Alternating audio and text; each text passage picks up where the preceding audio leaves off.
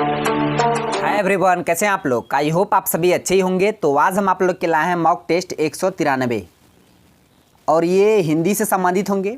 आज हम हिंदी के प्रत्येक टॉपिक से एक एक प्रश्न को लेके आए हैं जो आपके एग्जाम के लिए बहुत ही ज़्यादा इंपॉर्टेंट होंगे और इन सभी प्रश्नों को विथ एक्स्ट्रा फैक्ट के साथ बताएंगे। तो आप लोग वीडियो के अंत तक बने रहिएगा। तो चलिए शुरू करते हैं आज के सेशन। पहला प्रश्न आप सभी के लिए है, इनमें से कौन सा व्यंजन संयुक्त व्यंजन है। ऑप्शन में दे रखा है ड, अक्ष, ढ, च। तो संयुक्त व्यंजन, पहले इसको आपको समझना पड़ेगा कि संयुक्त व्यंजन कहते किसको हैं। तो याद रखिएगा, दो या दो से अधिक जो असमान व्यंजन रह गया, अलग अलग व्यंजन से जो बनने वाले व्यंजन होते हैं उसे ही हम लोग बोलते हैं संयुक्त व्यंजन। संयुक्त व्यंजन का कुल संख्या जो है वो 4 है। कितने संयुक्त व्यंजन है? टोटल 4 संयुक्त व्यंजन है।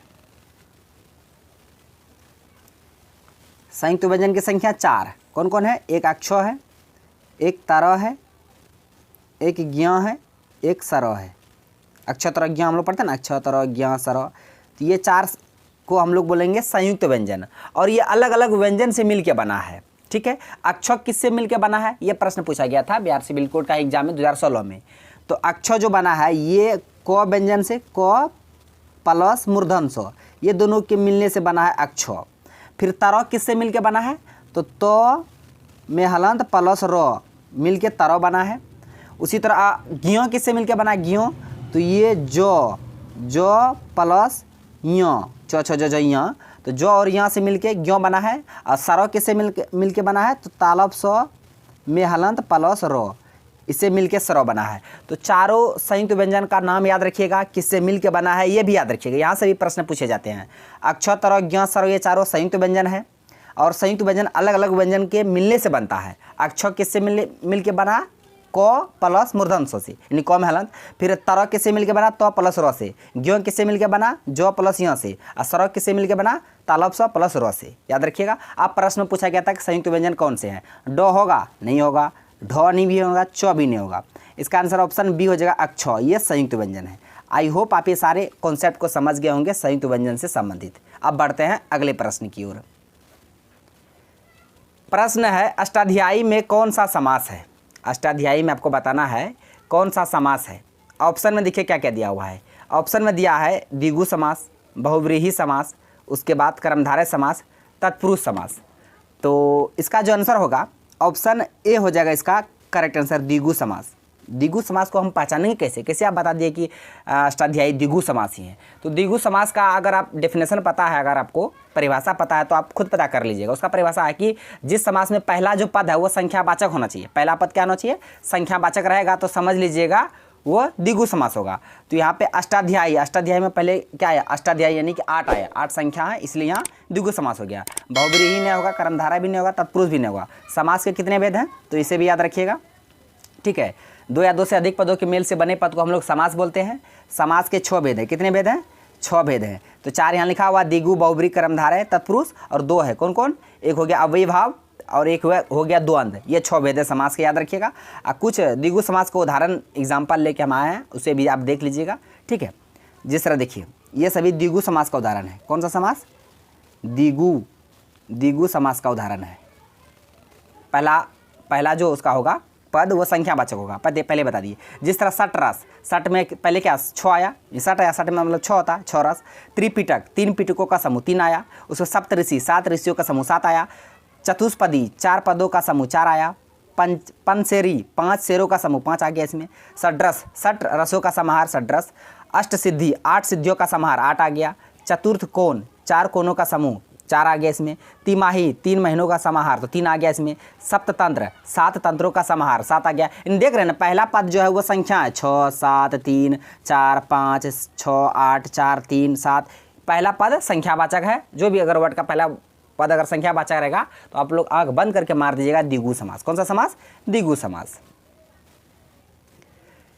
नेक्स्ट है, पुरुषोत्तम में कौन सा समास है। पुरुषोत्तम में आपको बताना है समास कौन सा है।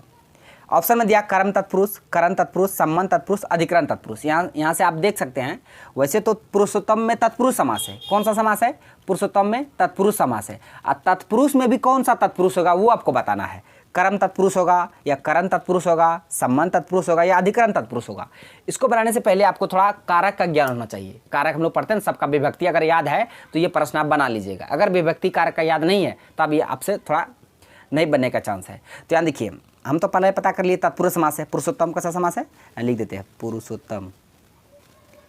पुरुषोत्तम ये तत्पुरुष समास है। अब तत्पुरुष में कौन सा होगा, अगर इसका समास विग्रह कीजिएगा, इसका अगर समास विग्रह कीजिएगा तो कीजिएगा पुरुषों में उत्तम।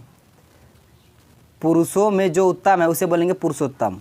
पुरुषों में उत्तम उसे बोलेंगे पुरुषोत्तम। अब यहाँ जो में आया है, में किस कारक की विभक्ति है, अगर आप याद है तो आप बना लीजिएगा। जिस तरह कर्म कारक की विभक्ति क्या, कर्ता ने कर्म को, इसका को है तो यहाँ नहीं हो जाएगा, हमको में वाला चाहिए। करण का विभक्ति चिन्ह से है, कर्ता ने कर्म को करण से, ये भी नहीं होगा। संबंध का है का के की रा रे री, तो यहाँ ये भी नहीं होगा। अधिकरण जो कारक हम लोग पढ़े थे, अधिकरण कारक का जो विभक्ति है चिन्ह है में या पर, में या पर है ना, अधिकरण कारक का विभक्ति, तो यहाँ में आ गया पुरुष में उत्तम। तो पुरुषोत्तम कौन सा समास है, तत्पुरुष है। तत्पुरुष में भी कौन सा, तो अधिकरण तत्पुरुष। इसका आंसर ऑप्शन डी हो गया।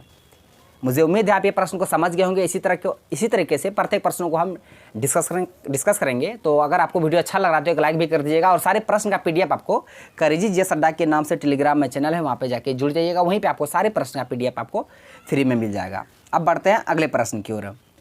प्रश्न है, एक टांग पर खड़े होना, मुहावरे का अर्थ क्या होगा, यानी एक टांग पर खड़े होना। ऑप्शन में दे रखा बाधा उत्पन्न करना, एक पैर पर खड़े होना, एक पैर में चोट लगना, बहुत लगन से कोई कार्य करना। आपको न ऐसे पढ़ के ही पता अंदाजा लग जाएगा कि ये होगा नहीं। जिस तरह देखिए, एक टांग पर खड़े होना, बाधा उत्पन्न करना, ये थोड़ी बात हो बाधा। एक पैर पर खड़े होना, बट एक पैर में चोट लगना, भाई ये नहीं हो। तो इसका आंसर ऑप्शन डी हो जाएगा। जब तीन नहीं होता चौथे होगा ना, बहुत लगन से कोई कार्य करना। तो एक टांग पर खड़े होना मुहावरे का अर्थ है बहुत लगन से कोई कार्य करना। नेक्स्ट है, पर्यायवाची की दृष्टि से असंगत युग्म का चयन करना है। जो असंगत है, जिसका युग्म सही नहीं है, पर्यायवाची की दृष्टि से। कभी कभी ऐसे प्रश्न विलोम की दृष्टि से, उल्टा शब्द की दृष्टि से आपको पूछेगा, पर्यायवाची की दृष्टि से पूछेगा। ठीक है, तो यहाँ पर्यायवाची की दृष्टि से आपको बताना कौन सा शब्द जो ऑप्शन है वो असंगत है, युग्म है, गलत है, संगत नहीं है। जिस तरह अमृत का हम जानते हैं कि अमृत का पर्यायवाची सुधा होता है, यानी ये सही है, ये युग्म सही है। आपको असंगत युग्म का चयन करना है, ये संगत है, यानी कि अमृत का पर्यायवाची सुधा होता है। उसी तरह जो आप जानते हैं पहले उसको देखिए, उसको छांटिए, तब जो बच जाता है उस पर आप दिमाग लगाइएगा।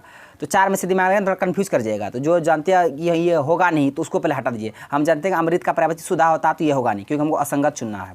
उसका कपड़ा का अंबर है, नीला अंबर है जिसका, मतलब पीताम्बर पीला अंबर है जिसका, तो यानी कि कपड़ा ये अंबर का पर्यायवाची है, कपड़ा अंबर एक दूसरे का पर्यायवाची है, यानी ये दोनों तो होगा नहीं।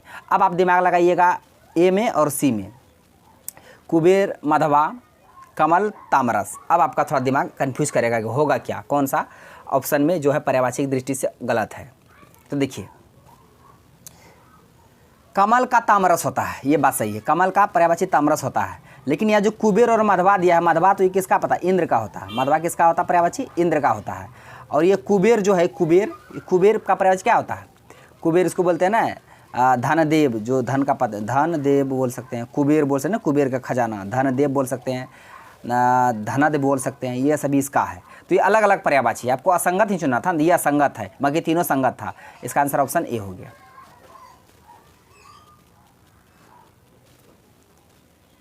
नेक्स्ट है, हमदर्दी, हमराह, हम उम्र। शब्द में कौन सा उपसर्ग प्रयुक्त हुआ है। पहले बता दे, उपसर्ग पहले शब्द के पहले आकर उसका अर्थ बदल देता है, प्रत्यय शब्द के अंत में आकर उसका अर्थ बदल देता है। तो यहाँ शब्द दिया है हमदर्दी, हमदर्दी, उसके बाद हमराह, हमराह, हम उम्र, हम उम्र।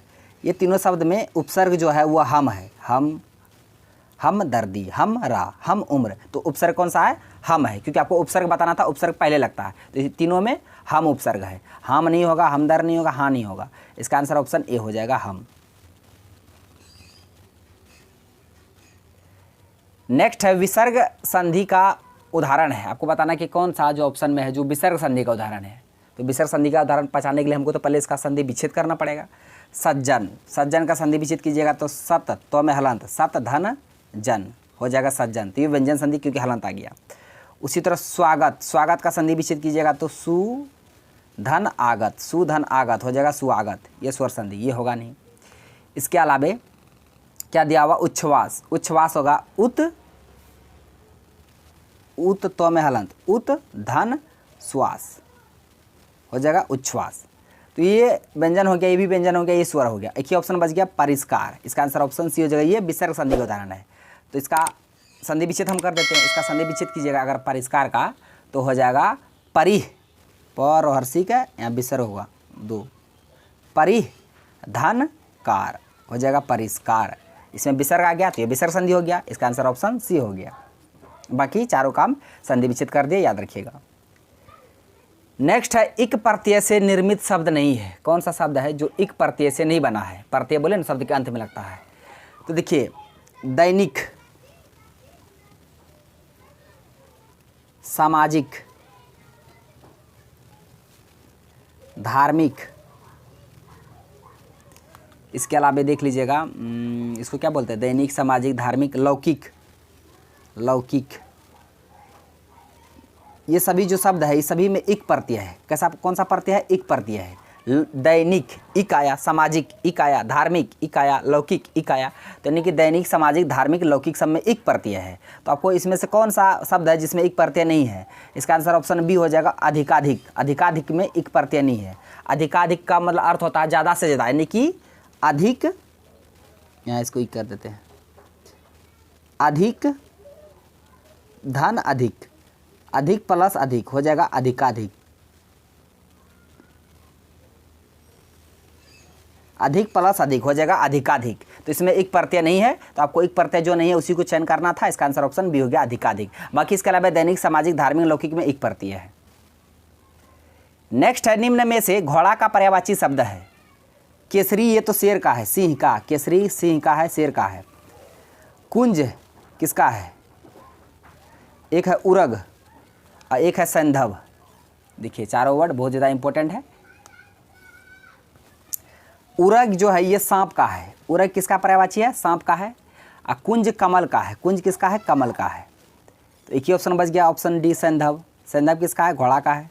अश्व, सैंधव, ठीक है। केसरी सिंह का, उरग सांप का, कुंज कमल का है, याद रखिएगा। एक पूछता भुजंग। भुजंग ये सांप का ही पर्यायवाची है। भुजंग, सर्प, भुजंग, उरग, विषधर, नाग, ये सभी सांप का है। प्रश्न है जो कठिनाई से मिले उसके लिए एक शब्द आपको बताना है। ये अनेक शब्दों के बदले एक शब्द है। जो कठिनाई से मिले उसे हम लोग बोलते हैं क्या? दुर्गम बोलेंगे, दुर्लभ बोलेंगे, अगम बोलेंगे या दुष्कर बोलेंगे। तो याद रखिएगा जो कठिनाई से मिलते हैं उसे बोलेंगे दुर्लभ। जो आसानी से मिलते हैं उसे सुलभ। सुलभ का उल्टा दुर्लभ होता है। तो इसका आंसर ऑप्शन बी हो गया। बाकी इसके अलावा दुर्गम, दुर्गम क्या होता है कि जहाँ पहुँचना कठिन हो, जहाँ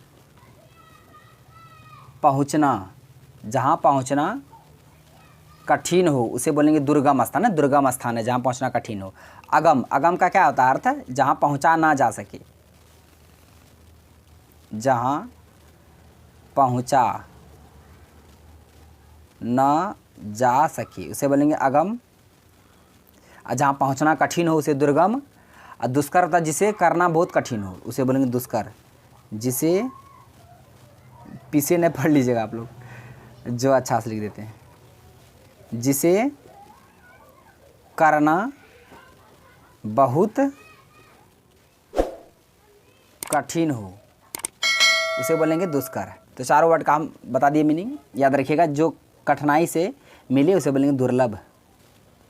तो फ्रेंड्स ये आज का लास्ट प्रश्न है। इस प्रश्न का आंसर को आप लोग को कमेंट बॉक्स में देना, हम नहीं देंगे। प्रश्न है कि अंधे की लकड़ी, या की में दुर्घई होगा, यहाँ हर सही हो गया, ठीक है, देख लीजिएगा, है ना। अंधे की लकड़ी मुहावरे का अर्थ क्या होगा? गवार व्यक्ति, अनपढ़ व्यक्ति, एकमात्र सहारा, बिल्कुल असमर्थ होना। अंधे की लकड़ी का अर्थ आपको बताना है, ठीक है।